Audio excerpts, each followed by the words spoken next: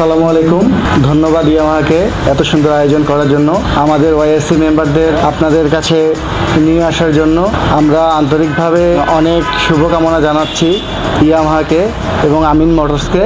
আসলে আমাদের পরিবার নিয়ে তো আমাদের বাইকাররা সবসময় ঘুরতে পারি না। ইয়ামাহা এভাবে স্পেশালি আমাদের যে পরিবার নিয়ে আসতে বলছে, এই জন্য আমরা খুব কৃতজ্ঞ।